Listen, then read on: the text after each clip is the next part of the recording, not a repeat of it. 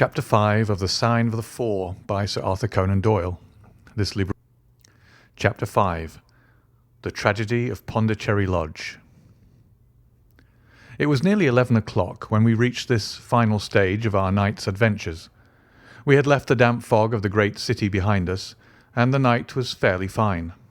A warm wind blew from the westward, and heavy clouds moved slowly across the sky, with half a moon peeping occasionally through the rifts.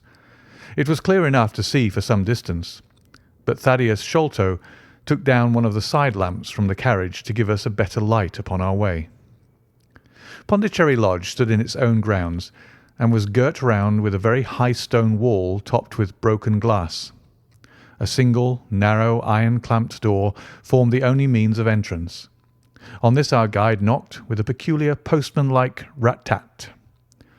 "Who is there?" cried a gruff voice from within. "It is I, McMurdo. You surely know my knock by this time." There was a grumbling sound and a clanking and jarring of keys. The door swung heavily back, and a short, deep-chested man stood in the opening, with the yellow light of the lantern shining upon his protruded face and twinkling, distrustful eyes.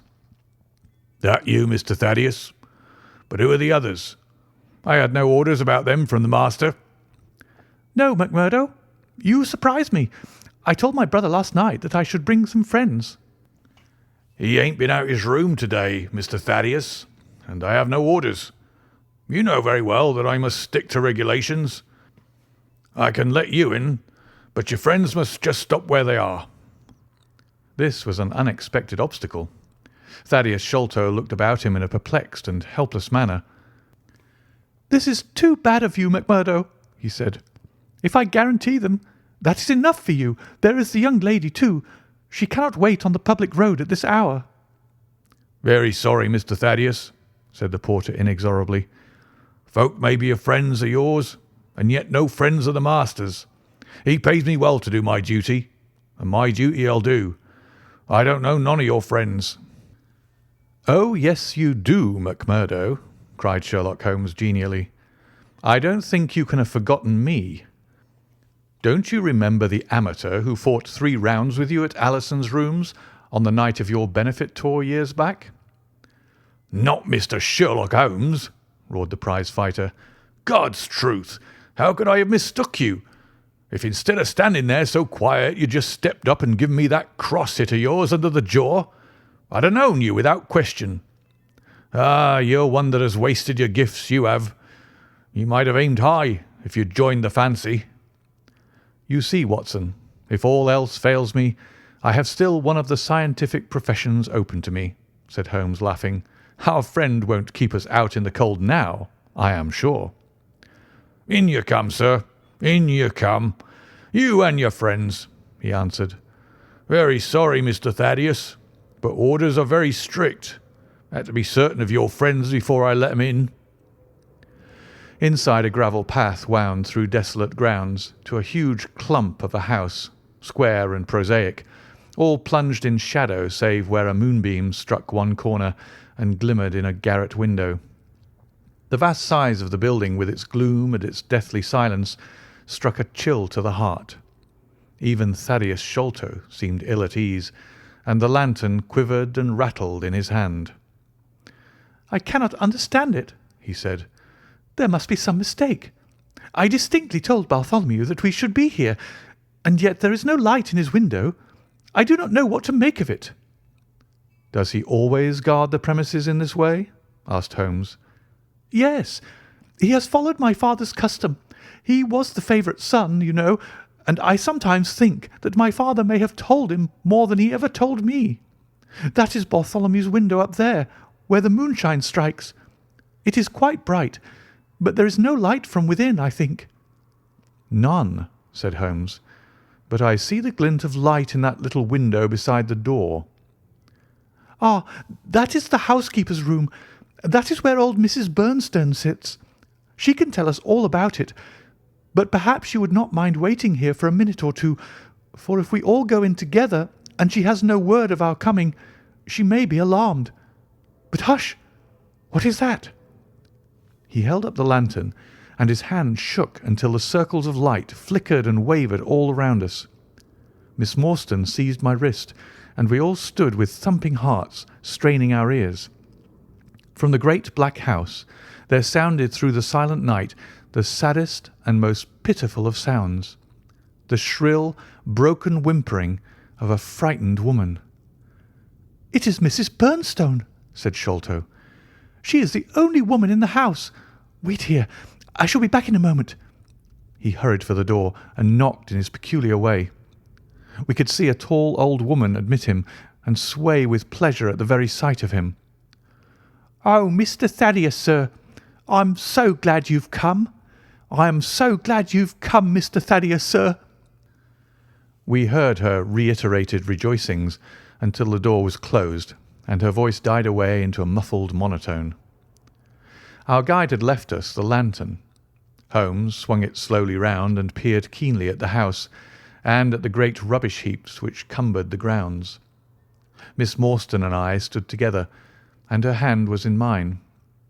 A wondrous subtle thing is love, for here we were, two who had never seen each other before that day, between whom no word or even look of affection had ever passed, and yet now, in an hour of trouble, our hands instinctively sought for each other. I have marvelled at it since, but at the time it seemed the most natural thing that I should go out to her so, and, as she has often told me, there was in her also the instinct to turn to me for comfort and protection. So we stood hand in hand like two children, and there was peace in our hearts for all the dark things that surrounded us.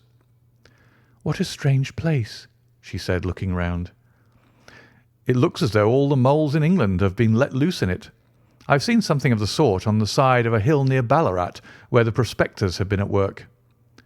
"And from the same cause," said Holmes. "These are the traces of the treasure-seekers. You must remember that they were 6 years looking for it. No wonder that the grounds look like a gravel pit." At that moment the door of the house burst open, and Thaddeus Sholto came running out with his hands thrown forward and terror in his eyes. "There is something amiss with Bartholomew," he cried. "I am frightened. My nerves cannot stand it." He was indeed half blubbering with fear, and his twitching, feeble face, peeping out from the great astrakhan collar, had the helpless, appealing expression of a terrified child. "Come into the house," said Holmes in his crisp, firm way. "Yes, do," pleaded Thaddeus Sholto. "I really do not feel equal to giving directions." We all followed him into the housekeeper's room, which stood upon the left-hand side of the passage. The old woman was pacing up and down with a scared look and restless, picking fingers, but the sight of Miss Morstan appeared to have a soothing effect upon her. "God bless your sweet, calm face," she cried with an hysterical sob. "It does me good to see you. Oh, but I have been sorely tried this day." Our companion patted her thin, work-worn hand and murmured some few words of kindly, womanly comfort, which brought the colour back into the other's bloodless cheeks. "Master has locked himself in, and will not answer me," she explained. "All day I've waited to hear from him, for he often likes to be alone, but an hour ago I feared that something was amiss, so I went up and peeped through the keyhole. You must go up, Mr. Thaddeus. You must go up and look for yourself. I've seen Mr. Bartholomew Sholto in joy and in sorrow for 10 long years, but I never saw him with such a face on him as that." Sherlock Holmes took the lamp and led the way, for Thaddeus Sholto's teeth were chattering in his head. So shaken was he that I had to pass my hand under his arm as we went up the stairs, for his knees were trembling under him. Twice as we ascended, Holmes whipped his lens out of his pocket and carefully examined marks which appeared to me to be mere shapeless smudges of dust upon the cocoa-nut matting which served as a stair carpet. He walked slowly from step to step, holding the lamp and shooting keen glances to right and left. Miss Morstan had remained behind with the frightened housekeeper. The third flight of stairs ended in a straight passage of some length, with a great picture in Indian tapestry upon the right of it, and 3 doors upon the left. Holmes advanced along it in the same slow and methodical way, while we kept close at his heels, with our long black shadows streaming backwards down the corridor. The third door was that which we were seeking. Holmes knocked without receiving any answer, and then tried to turn the handle and force it open. It was locked on the inside, however, and by a broad and powerful bolt, as we could see when we set our lamp up against it. The key being turned, however, the hole was not entirely closed. Sherlock Holmes bent down to it and instantly rose again with a sharp intaking of the breath. "There is something devilish in this, Watson," said he, more moved than I had ever before seen him. "What do you make of it?" I stooped to the hole and recoiled in horror. Moonlight was streaming into the room, and it was bright with a vague and shifty radiance. Looking straight at me, and suspended as it were in the air, for all beneath was in shadow, there hung a face, the very face of our companion Thaddeus. There was the same high shining head, the same circular bristle of red hair, the same bloodless countenance.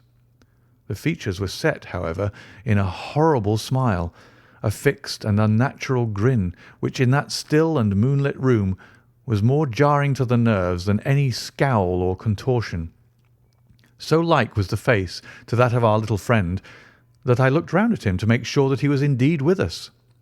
Then I recalled to mind that he had mentioned to us that his brother and he were twins. "This is terrible," I said to Holmes. "What is to be done?" "The door must come down," he answered, and springing against it, he put all his weight upon the lock. It creaked and groaned, but did not yield. Together we flung ourselves upon it once more, and this time it gave way with a sudden snap, and we found ourselves within Bartholomew Sholto's chamber.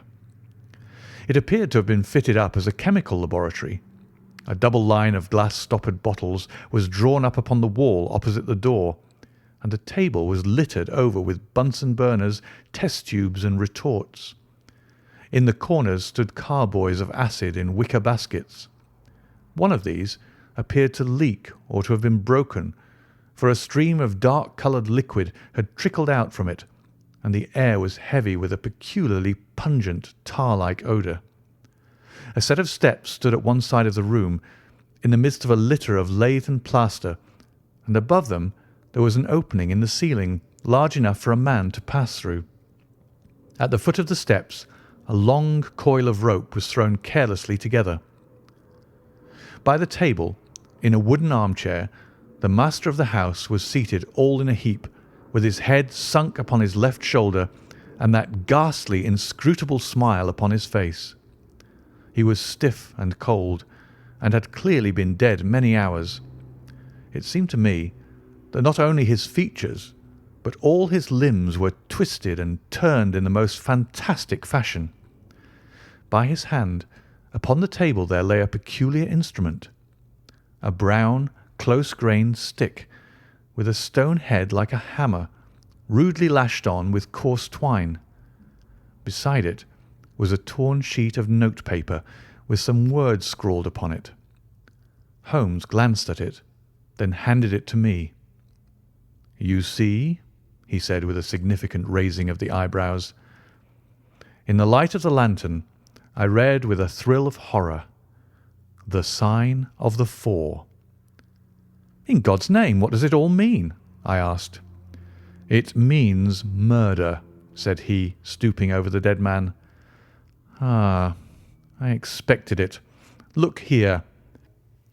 He pointed to what looked like a long, dark thorn stuck in the skin just above the ear. "It looks like a thorn," said I. "It is a thorn. You may pick it out, but be careful, for it is poisoned." I took it up between my finger and thumb. It came away from the skin so readily that hardly any mark was left behind. One tiny speck of blood showed where the puncture had been. "This is all an insoluble mystery to me," said I. "It grows darker instead of clearer." "On the contrary," he answered, "it clears every instant. I only require a few missing links to have an entirely connected case." We had almost forgotten our companion's presence since we entered the chamber. He was still standing in the doorway, the very picture of terror, wringing his hands and moaning to himself. Suddenly, however, he broke out into a sharp, querulous cry. "The treasure is gone," he said. "They have robbed him of the treasure. There is the hole through which we lowered it. I helped him to do it. I was the last person who saw him. I left him here last night, and I heard him lock the door as I came downstairs." "What time was that?" "It was 10 o'clock, and now he is dead, and the police will be called in, and I shall be suspected of having had a hand in it. Oh, yes, I am sure I shall. But you don't think so, gentlemen? Surely you don't think it was I? Is it likely that I would have brought you here if it were I? Oh dear, I know that I shall go mad."